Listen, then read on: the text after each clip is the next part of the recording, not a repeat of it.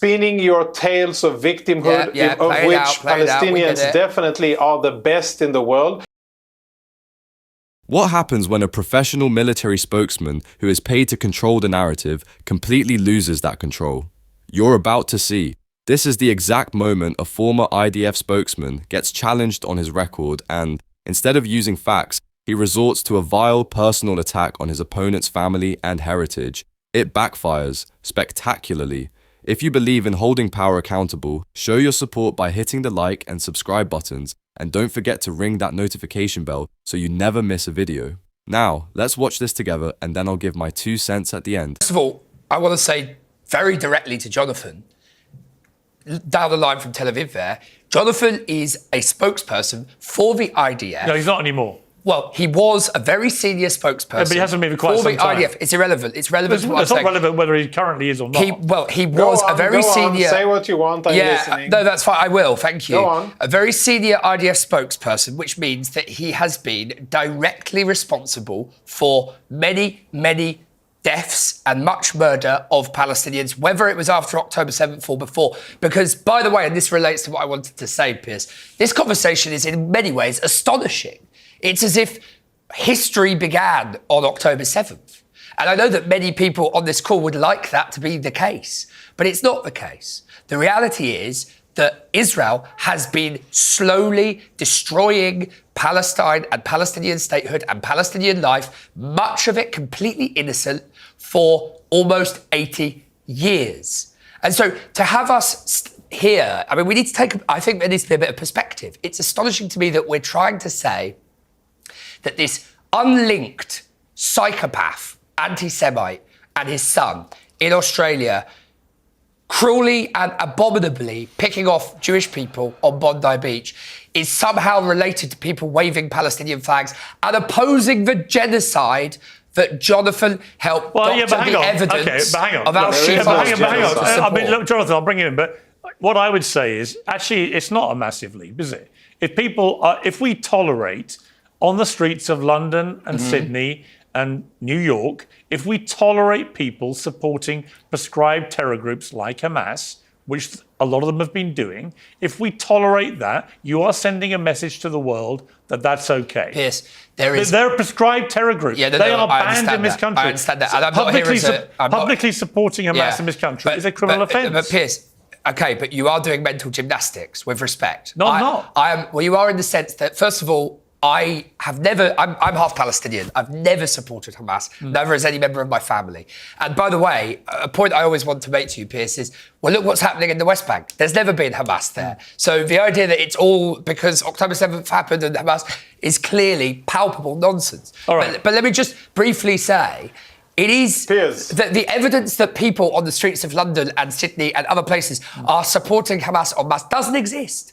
It doesn't exist. There are vast, overwhelming share of people showing up on the streets with Palestine flags are totally Jewish inclusive and anti-Zionist. And that's Jonathan, come in.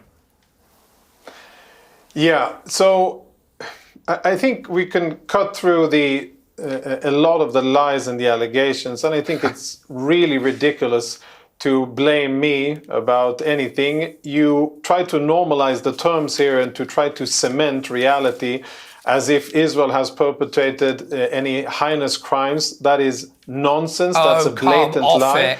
It is just about. Nobody believes that anymore. As much of a lie. Nobody believes you. You're talking to yourself. I don't care what you think. I don't care what you think. I know you don't. I don't care what you think, and I didn't interrupt you.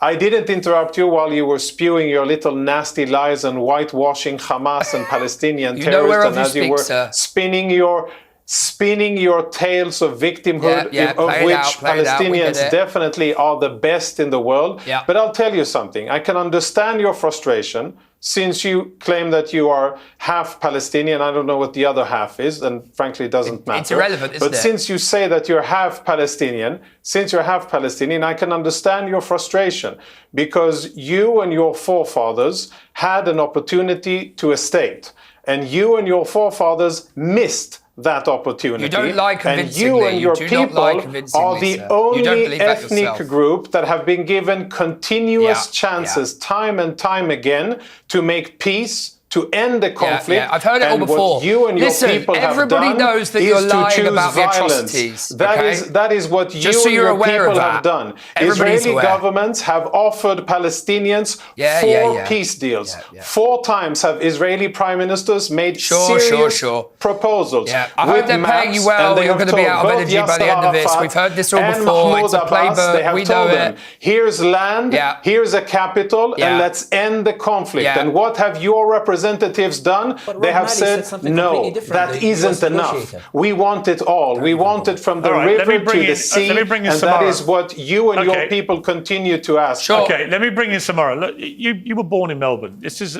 Wow, so what do you think? What was the single most revealing moment in that entire incredible exchange? Let me know in the comments below. For me, it's simple. What we just saw was not a debate, it was a mask-off moment. It's a case study in what people with power do when their authority is questioned and they don't have the facts on their side. Let's break it down. Kieran Andreu makes a direct substantive accusation. He holds Jonathan Conricus, a former IDF spokesman responsible for the murder of Palestinians. Now, a person confident in their position would refute that with evidence, with context, with facts.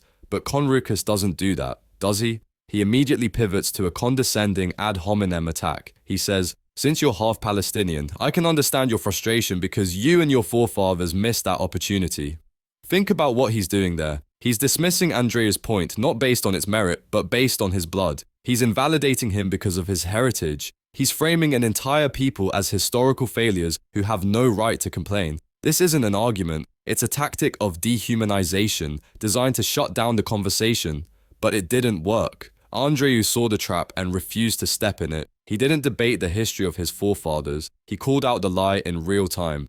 Shame on you, you're a very bad liar. He exposed the tactic for what it was, a desperate, disgusting pivot away from accountability. This is the playbook. When you can't win on facts, you attack the person. You insult their identity.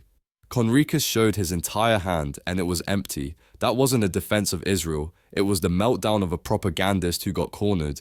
And if you enjoyed this breakdown, make sure you hit those like and subscribe buttons for more. Don't forget to ring the notification bell so you never miss a video. Thanks for watching.